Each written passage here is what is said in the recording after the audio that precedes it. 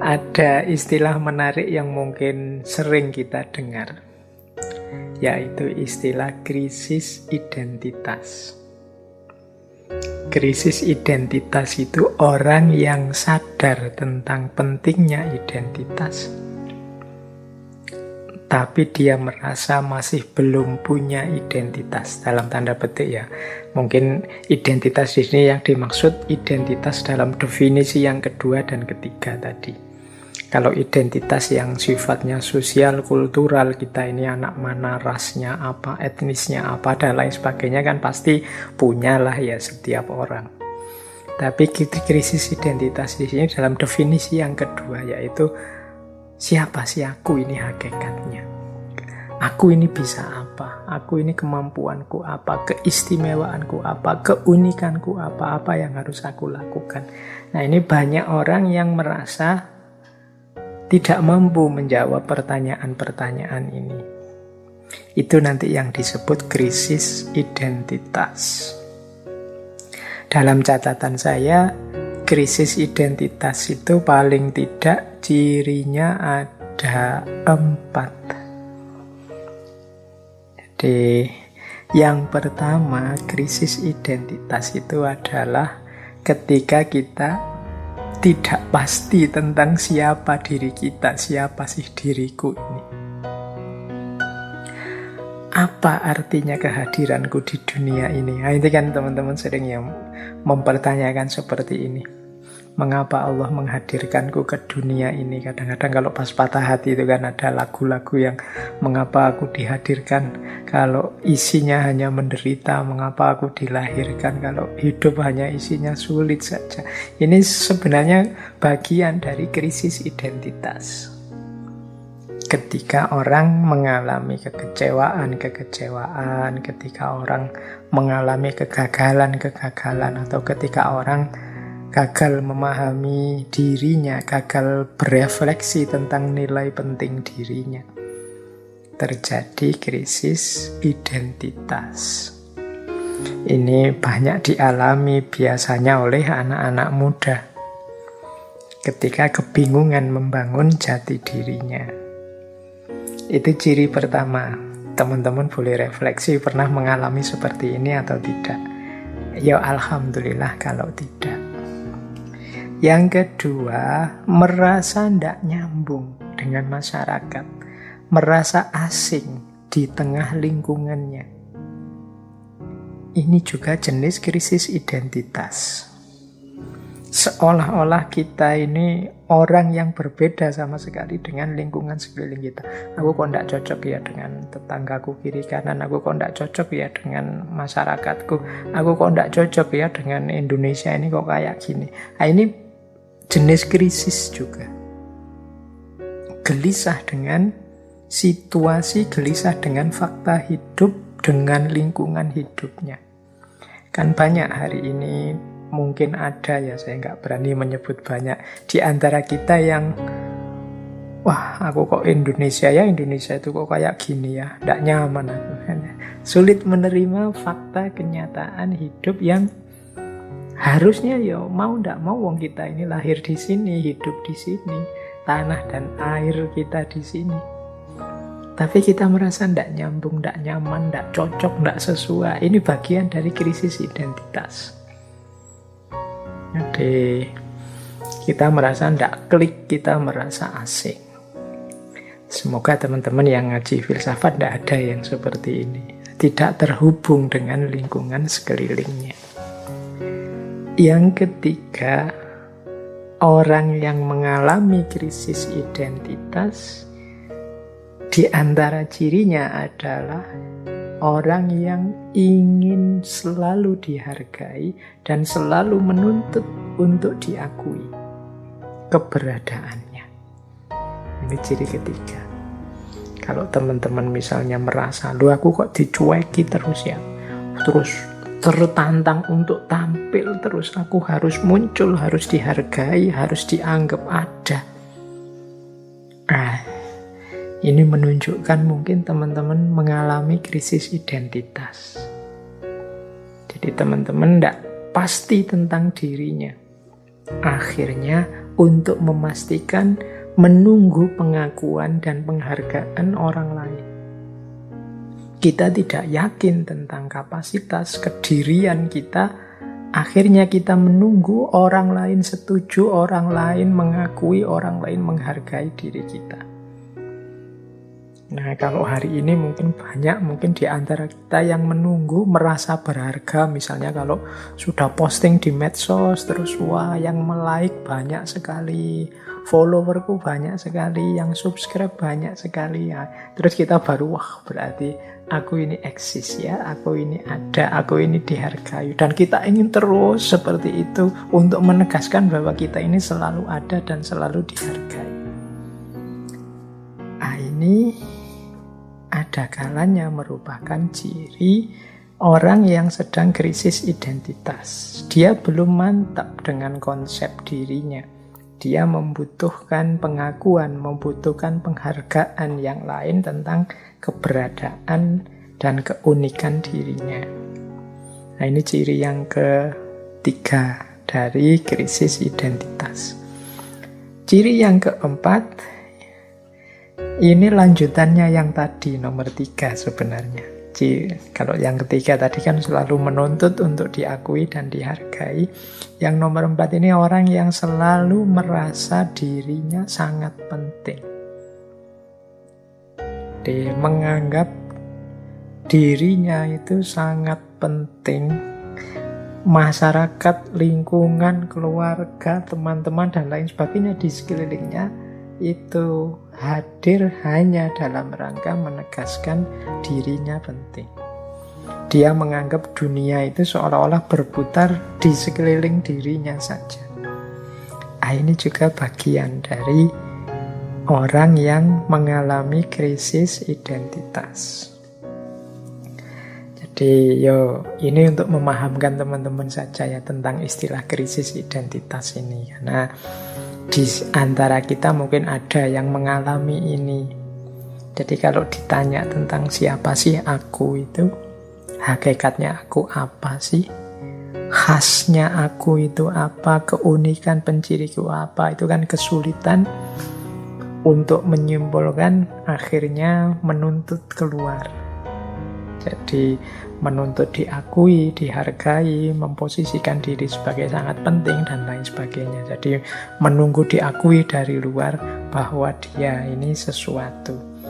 Nah, itu ciri tentang orang yang krisis identitas. Jadi tidak pasti tentang identitas dirinya, siapa aku, tidak nyambung dengan masyarakatnya, selalu menuntut untuk diakui, dihargai, dan merasa diri sangat penting di hadapan orang lain.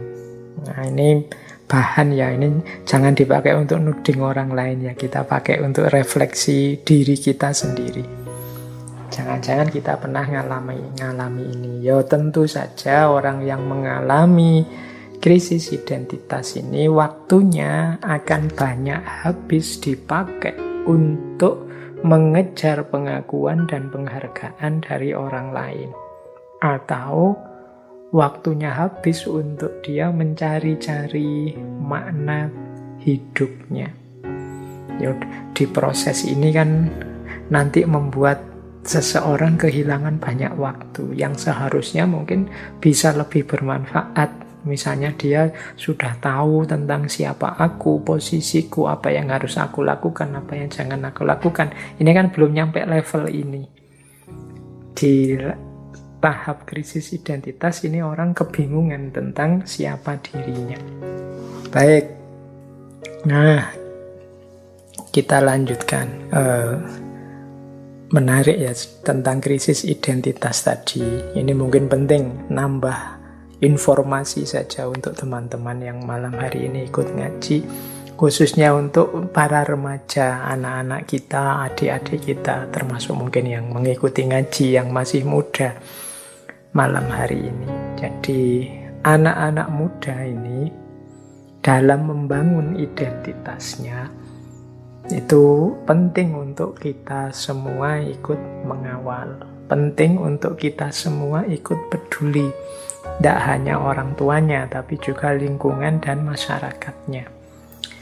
Karena anak-anak muda, para remaja ini, kalau dalam teorinya, mereka ini melakukan pembentukan identitas itu antara lain dengan 4 cara.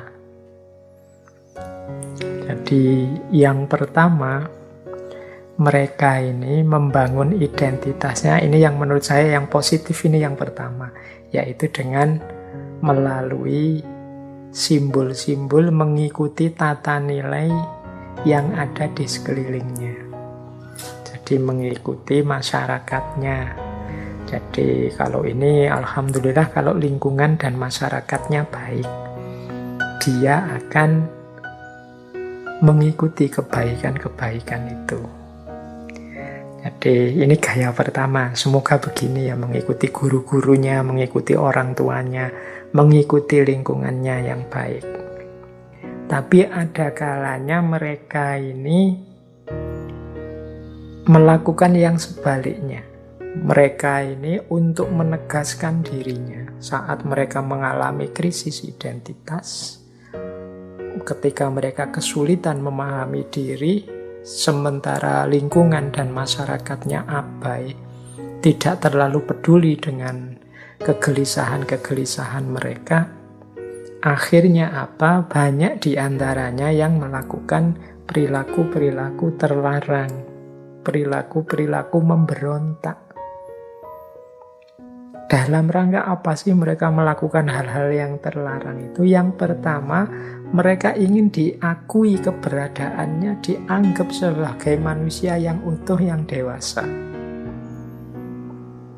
Nah, mereka mungkin punya asumsi, ya kalau saya manut saja, ikut saja, seperti selama ini, keberadaanku tidak dihitung.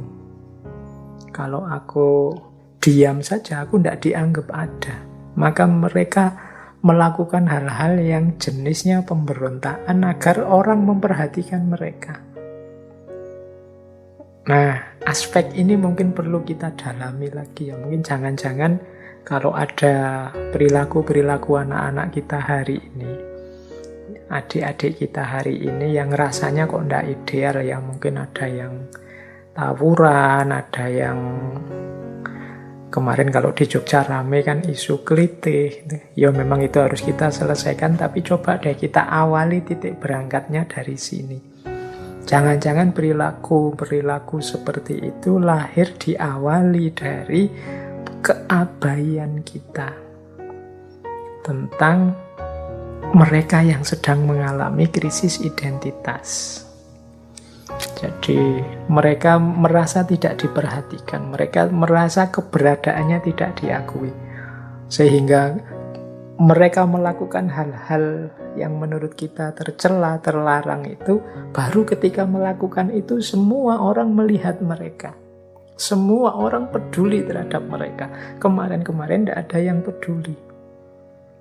Nah, logika ini mungkin penting juga ya kita pertimbangkan untuk mengatasi masalah-masalah sosial yang timbul karena adik-adik kita, karena anak-anak kita. Jadi ini cara kedua, generasi muda membangun identitasnya. Kalau cara yang pertama tadi tidak masalah sih, kalau yang kita prihatinkan itu kan cara yang kedua ini, ketika mereka menarik perhatian orang dalam rangka menegaskan dirinya dengan cara-cara terlarang, cara-cara pemberontakan.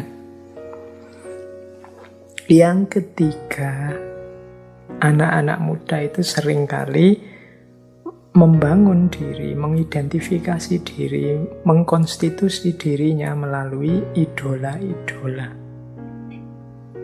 Nah, melalui idola-idola itu kan siapa yang diidolakan? Mungkin ada anak-anak muda perkotaan misalnya yang sedang gemar dengan Korea, atau yang laki-laki dengan atlet-atlet sepak bola, atau dengan ini idola-idola. Jadi mereka niru idola-idola.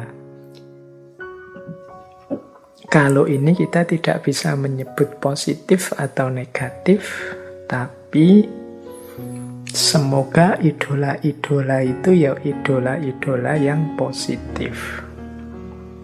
Kalau pas idola-idolanya negatif, ya kita harus waspada. Karena itulah yang akan mereka tiru. Jadi, ya karena mereka ini kan sulit kalau diajak refleksi mendalam, wong masih remaja.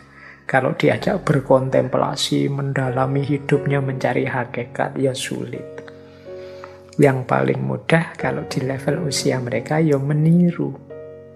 Maka tugas kita juga, PR kita semua untuk menyediakan tokoh-tokoh idola yang layak mereka tiru.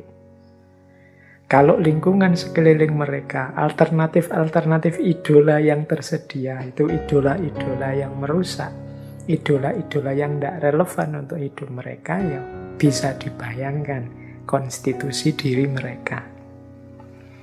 Jadi ini sebenarnya sisipan saja tema, karena hari ini banyak kita lihat calon-calon generasi masa depan, anak-anak muda yang harapan kita semua justru membangun dirinya, mengkonstitusi dirinya dengan hal-hal yang mungkin tidak cocok dengan ideal-ideal yang selama ini kita yakini. Ya semoga ini nanti bisa kita atasi ya, kalau ada problem-problem tentang remaja dan anak muda ini. Kalau yang sudah berumur seperti saya kan ya paling berapa 10-20 tahun lagi sudah selesai sebagai generasi. Tapi anak-anak ini kan masih panjang dan masa depan kita semua. Penting bagi kita untuk membangun identitas diri mereka seideal mungkin yang kita ingin.